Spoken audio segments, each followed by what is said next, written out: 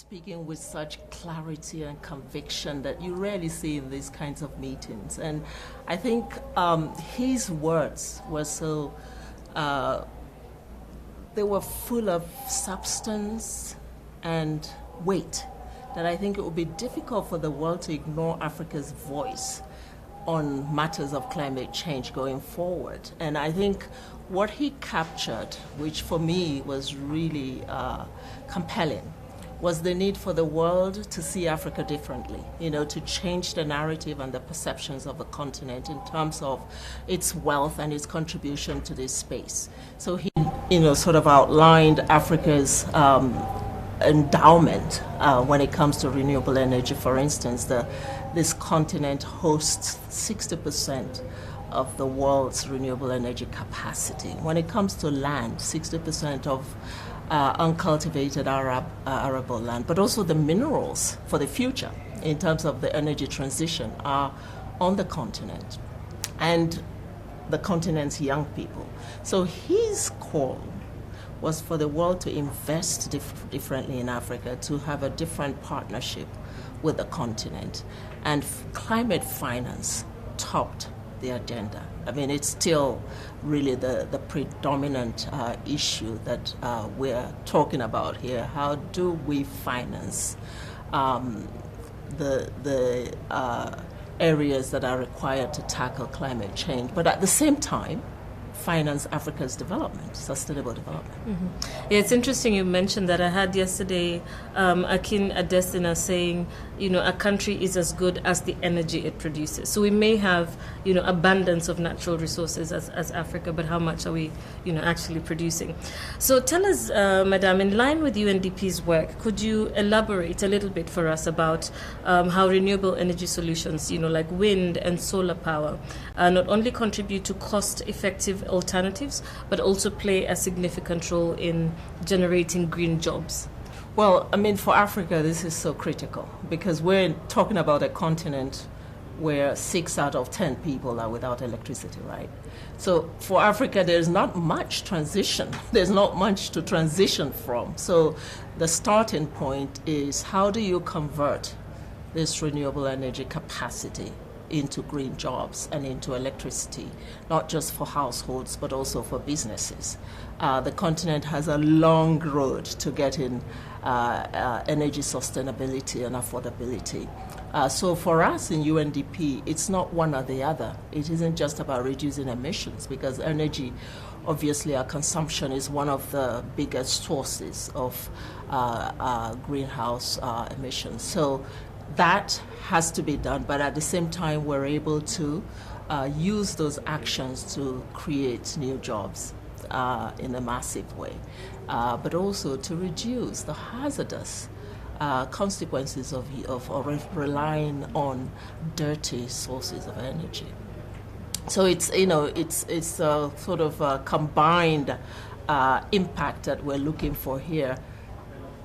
Push for sustainable development and reduction, not just reduction, but elimination of poverty, but at the same time contribute to fighting climate change. Mm-hmm.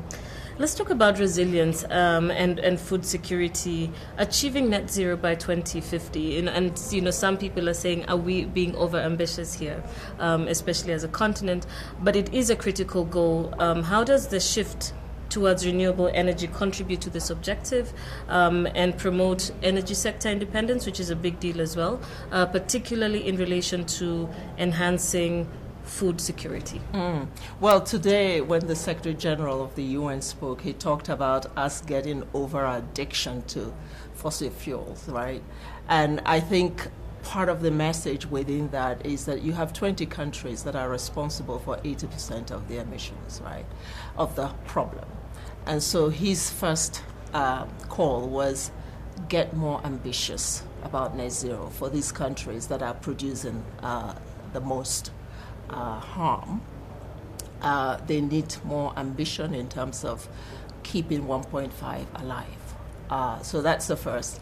The second is, so the polluter needs to also be more committed. The second is support countries that are bearing the brunt of this pollution to, first of all, adapt, but also to move more towards renewable energy.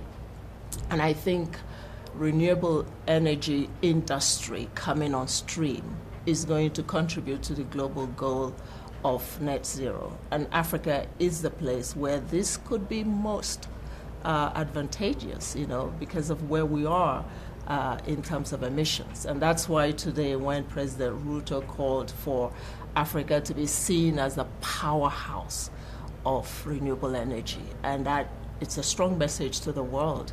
You invest in a serious way, not with the kind of lip service that we're getting, in the technology that is needed to extract that renewable capacity, in the financing that's required to take it to industry level, and in the capacity and scaling that is needed in each of the countries where we have the potential.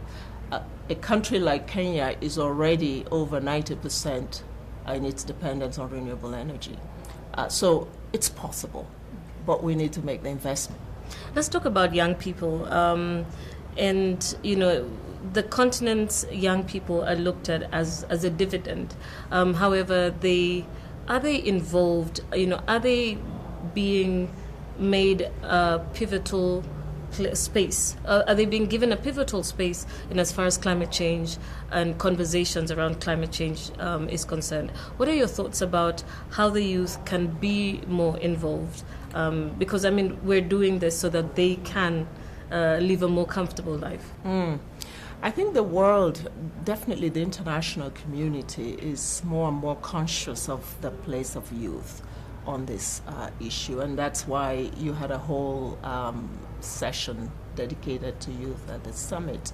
When we have discussions at the General Assembly, there's always space for youth, and they always make the most powerful impact on the mind in terms of how the world needs to wake up to its responsibilities. I think that's where we need the voice of the youth, because they can keep us honest.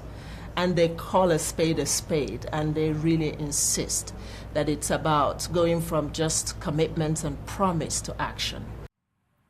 And that was Ahunna Eziakonwa, Assistant Secretary General of the Regional Bureau for Africa at the UNDP.